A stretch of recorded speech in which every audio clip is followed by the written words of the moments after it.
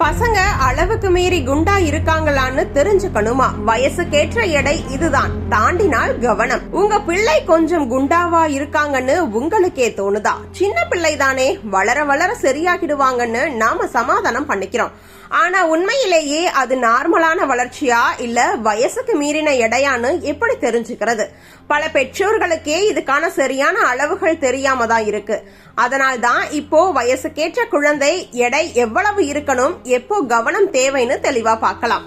மருத்துவர்கள் சொல்றதுபடி குழந்தைகளுக்கு வயசுக்கு ஏற்ற ஒரு சரியான எடை இருக்கணும். அதுதான் அவங்களோட வளர்ச்சி சரியா போகுது என்பதற்கான முக்கிய அடையாளம்.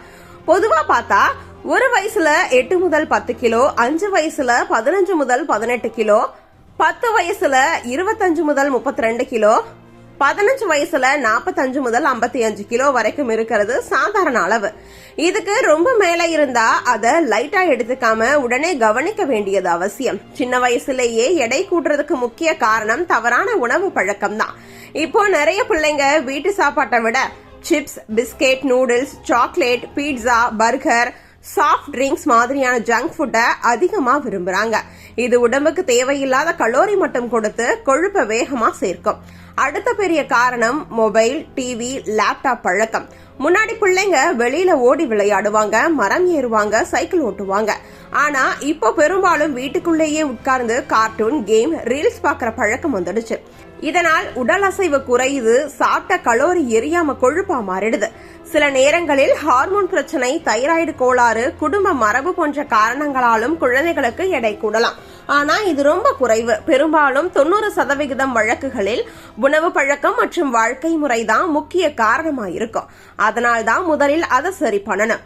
குழந்தையின் எடை வயசுக்கு அதிகமா இருந்தா அதை அலட்சியப்படுத்த கூடாது. இல்லனா எதிர்காலத்தில் சர்க்கரை நோய், ரத்த அழுத்தம், இதய பிரச்சனை, மூட்டு வலி, உடல் சோர்வு, தன்னம்பிக்கை குறைவு போன்ற பல பிரச்சனைகள் வர வாய்ப்பு இருக்கு. மேலும் பள்ளியிலேயே சில பிள்ளைகள் தங்களோட உடல் அமைப்புக்காக மன வருத்தம் அடைவதும் ஒரு பெரிய பிரச்சனையாகிறது. எடை குறைக்கணும்னா முதல்ல வீட்டிலேயே உணவு பழக்கத்தை மாற்றணும். தினமும் பழம், காய்கறி, கீரை, பருப்பு, முட்டை, பால் மாதிரி சத்துணவுகளை சேர்க்கணும். வீட்டு சாப்பாட்டை சுவையா தயாரிச்சா பிள்ளைங்களே ஜங்க் ஃபுட் வேண்டாம்னு சொல்லுவாங்க. அதோட தினமும் குறைந்தது 45 நிமிடம் முதல் 1 மணி நேரம் வரை விளையாட்டு, நடைபயிற்சி, சைக்கிள் ஓட்டம் மாதிரி உடல் இயக்கம் இருக்கணும். முக்கியமாக குழந்தைகளை நீ குண்டா இருக்குன்னு சொல்லி மனதை உடைக்க கூடாது. அது அவர்களோட தன்னம்பிக்கையை குறைக்கும். அதுக்கு பதிலா நல்ல பழக்கங்களை மெதுவா கற்றுக் கொடுத்து பெற்றோர்களும் சேர்ந்து ஆரோக்கியமான வாழ்க்கை முறையை பின்பற்றணும். அப்பதான் குழந்தைகளும் அதை இயல்பா ஏற்றுக்கொள்வாங்க. வயசுக்கு ஏற்ற எடை இருந்தால்தான் நல்ல வளர்ச்சியும் ஆரோக்கியமான எதிர்காலமும் கிடைக்கும் என்பதே மருத்துவர்களின் முக்கிய அறிவுரை.